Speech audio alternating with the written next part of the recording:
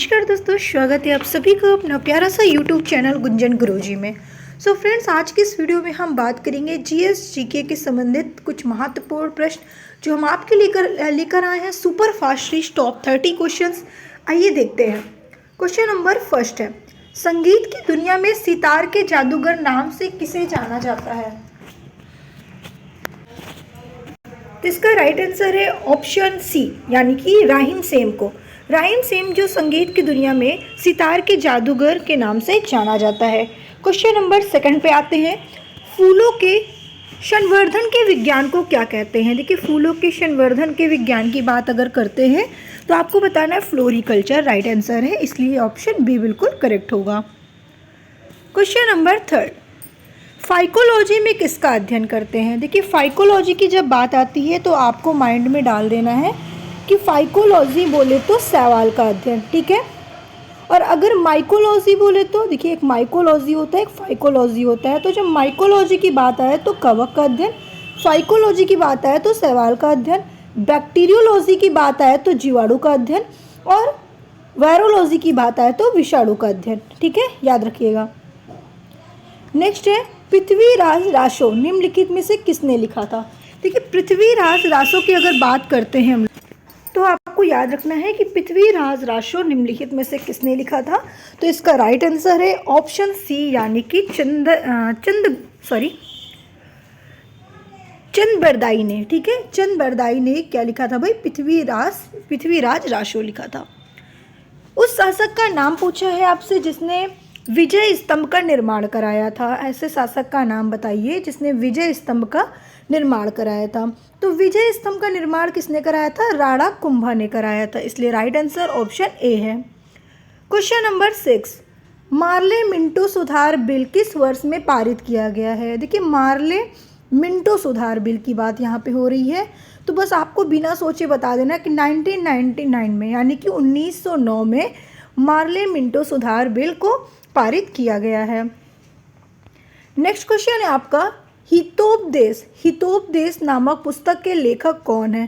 देखिए, हितोपदेश नामक पुस्तक के लेखक की अगर हम बात करते हैं तो नारायण पंडित जो हितोपदेश नामक पुस्तक के लेखक हैं।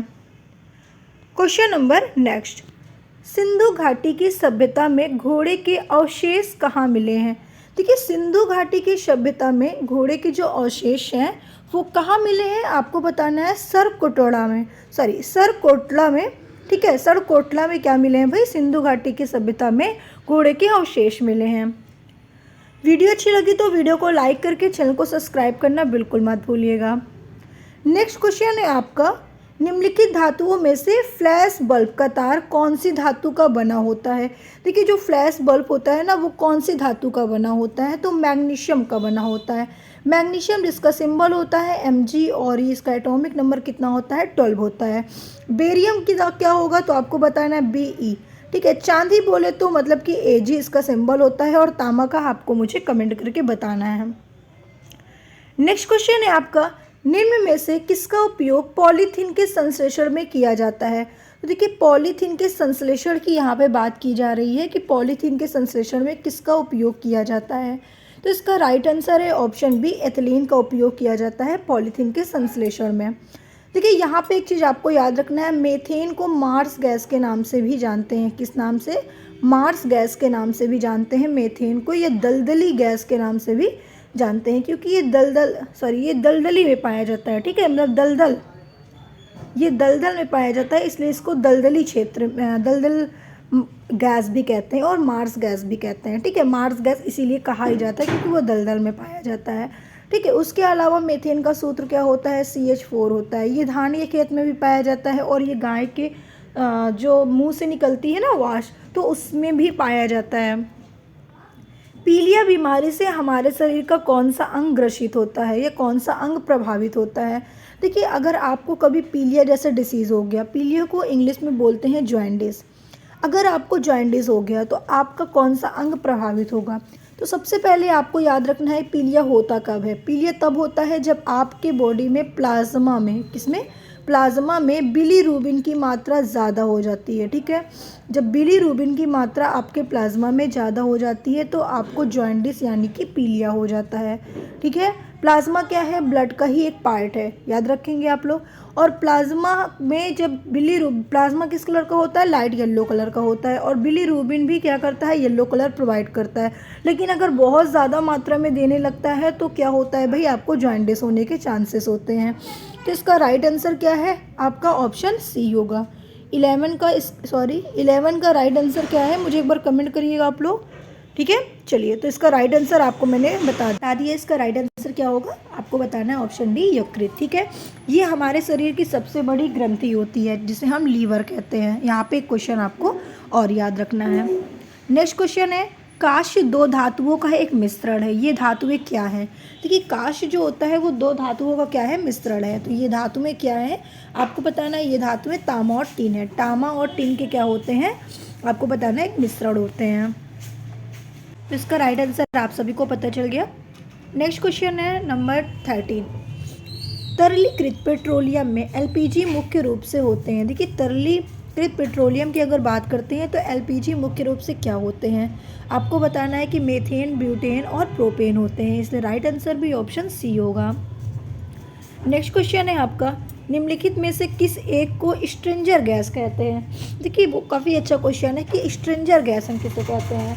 तो स्ट्रेंजर गैस की अगर हम बात करते हैं, जीनॉन, ठीक है, जीनॉन को हम लोग स्ट्रेंजर गैस कहते हैं। इसलिए राइट आंसर भी ऑप्शन सी होगा। नेक्स्ट क्वेश्चन की बात करते हैं हम लोग, परमाणु, ठीक है। परमाणु की मूल संरचना की खोज, परमाणु की मूल संरचना की खोज किसने की थी, तो जे थॉमसन ने, ठीक है। परमाणु की मूल संरचना की खोज जे थॉमसन ने की थी। अब आप लोग कमेंट करके बताइए कि 3 खोजकर्ता कौन है भाई, मैडम क्यूरी, रदरफोर्ड, ठीक है, और जेम्स चैडविक ने भी किसी ना किसी की खोज की है। किसकी खोज की है, एक बार कमेंट करके मुझे जल्दी से बता दीजिए आप लोग। देखिए, काफ़ी इंपॉर्टेंट है और काफ़ी इजी सा क्वेश्चन मैंने आपसे पूछा है, एक बार कमेंट करिए। आप लोगों ने कमेंट कर दिया। देखिए, अगर हम बात करते हैं मैडम क्यूरी, ठीक है, तो मैडम क्यूरी भाई कौन थे, तो मैडम क्यूरी जो थी वो रेडियो एक्टिविटी की खोज की थी, ठीक है। रेडियो एक्टिविटी की खोज मैडम क्यूरी ने की थी। कब की थी, आपको ये भी याद रखना है कि 1903 में, ठीक है। 1903 में मैडम क्यूरी ने रेडियो एक्टिविटी की खोज की थी। उसके बाद रदरफोर्ड की अगर बात करते हैं तो परमाणु के नाभिक की खोज रदरफोर्ड ने की थी, आप सभी को पता है। जेम्स चैडविक ने किसकी खोज की थी, आप लोग मुझे एक बार कमेंट करेंगे। इसका आंसर आपको बताना है, मैं नहीं बताऊंगी, ठीक है। जेम्स चैडविक, देखिए ये इसी से संबंधित है, ठीक है। तो आप लोग बताएंगे, ये जितना भी मैंने बताया ना, सब कुछ इसी संबंधित। नाभिक की खोज की थी, ये न्यूट्रॉन की खोज की थी, कि प्रोटॉन की खोज की थी, कि इलेक्ट्रॉन की खोज की थी, कमेंट करिएगा, ठीक है। चलिए, नेक्स्ट क्वेश्चन पे आए हम लोग। देखिए, नेक्स्ट क्वेश्चन की अगर बात करते हैं, कौन सा ग्रह अपनी ध्रुवी पर पूर्व से पश्चिम की ओर घूमता है। तो भाई कौन सा ग्रह है जो ध्रुवी पर पूर्व से पश्चिम की ओर घूमता है, तो आपको बताना है। इसका राइट आंसर है ऑप्शन बी, शुक्र, जिसे हम लोग मॉर्निंग स्टार का तारा, इवनिंग स्टार का तारा भी कहते हैं, ठीक है। और पृथ्वी ग्रह से क्वेश्चन बनता है आपका कि क्या क्वेश्चन बनता है भाई पृथ्वी ग्रह से, ठीक है। नीला ग्रह किसे कहते हैं, ये आपका क्वेश्चन बनता है, ठीक है। और आपका लाल ग्रह किसे कहते हैं, मंगल ग्रह को। सबसे बड़ा ग्रह कौन सा है, बृहस्पतिवार, ठीक है। यहाँ से कई सारे क्वेश्चन आपके बन जाएंगे। चलिए आगे बढ़े। विद्युत धारा को मापने के लिए एसआई इकाई क्या है। देखिए, विद्युत धारा को मापने के लिए अगर हम बात करते हैं तो एसआई इकाई की बात करें तो ऑप्शन डी बिल्कुल करेक्ट आंसर है, एम्पियर, ठीक है। विद्युत धारा को एम्पियर से मापते हैं। नेक्स्ट क्वेश्चन की बात करें, तरल पदार्थ और गैसों में ताप। नेक्स्ट क्वेश्चन पे आते हैं, तरल पदार्थ और गैसों, एक मिनट, हाँ, तरल पदार्थ और गैसों में ताप का स्थानांतरण को क्या कहा जाता है। देखिए, तरल पदार्थ और गैसों के ताप के स्थानांतरण की अगर बात आती है यहाँ पर, तो आपको बताना है इसका राइट आंसर क्या होगा। इसका राइट आंसर होगा ऑप्शन ए, यानी कि शनवाहन, ठीक है। तो इसका राइट आंसर कौन सा है, ऑप्शन ए है।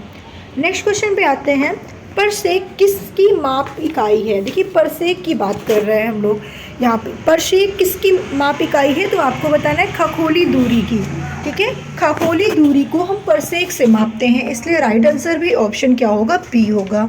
नेक्स्ट है, आकाश का नीला रंग का क्या कारण है। देखिए, आप सभी को पता है आकाश का रंग जो होता है वो नीला होता है, लेकिन किसके कारण होता है ये आपको बताना है। तो आपको बताना है प्रकाश का प्रकीर्णन के कारण, यानी कि ऑप्शन बी बिल्कुल करेक्ट आंसर है। प्रकाश के प्रकीर्णन की वजह से आकाश का रंग नीला होता है। नेक्स्ट है आपका, पानी में भरी टंकी ऊपर से देखने पर कम गहराई दिखाई देने के कारण क्या है। देखिए पानी से भरी टंकी ऊपर से देखने पर, अब आपने जैसे पानी की कोई टंकी है, जब आप ऊपर से देखते हो टंकी को तो वो गहराई दिखाई देने का कारण होता है, ये बहुत गहरी है, तो इसका क्या कारण होता है, ऐसा क्यों हमें दिखाई देता है? तो आपको बताना है प्रकाश का अपवर्तन के कारण ऐसा होता है। ठीक है, नेक्स्ट क्वेश्चन है, निम्नलिखित में से किसमें चांदी शामिल नहीं होता है? ठीक है, निम्नलिखित में से किसमें चांदी शामिल नहीं होता है? तो आपको बताना है, अगर चांदी की जब बात आती है तो जर्मन सिल्वर में चांदी शामिल नहीं होता है। बिहू किस राज्य से संबंधित है? देखिए बिहू की अगर बात आती है तो बिहू, ठीक है, बिहू असम से संबंधित है, इसलिए राइट आंसर को ऑप्शन ए में लगा लीजिए आप लोग। नेक्स्ट क्वेश्चन, पाचन के बाद प्रोटीन किस में परिवर्तित होता है? देखिए जब भी प्रोटीन का पाचन होता है, ठीक है, तो प्रोटीन जो परिवर्तित होता है वो किस में होता है? एमिनो अम्ल में। जब प्रोटीन एमिनो अम्ल में बदल जाता है तो पूर्ण रूप से इसका पाचन हो जाता है। ठीक है, next question and last question, प्रकाश संश्लेषण की प्रक्रिया के रूपांतरण किस प्रकार ऊर्जा में शामिल है? ठीक है, क्वेश्चन फिर से रीड कर रही हूँ, प्रकाश संश्लेषण की प्रक्रिया के रूपांतरण किस प्रकार ऊर्जा में शामिल होता है? तो इसका राइट आंसर आपको बताना है सौर ऊर्जा और रासायनिक ऊर्जा में। कौन सी प्रकार की ऊर्जा होती है? सौर ऊर्जा और रासायनिक ऊर्जा में ये क्या होता है भाई? रूपांतरण होता है। किस प्रकार होता है, कौन सी ऊर्जा में शामिल होता है? तो सौर ऊर्जा और रासायनिक ऊर्जा में होता है। तो इस तरीके से टॉप 25 क्वेश्चंस मैंने आपको बताएं। नेक्स्ट क्लास के लिए इंतज़ार करिए और हम आपके लिए फिर से ऐसे ही टॉप 30 क्वेश्चंस लेकर आएंगे। Thank you.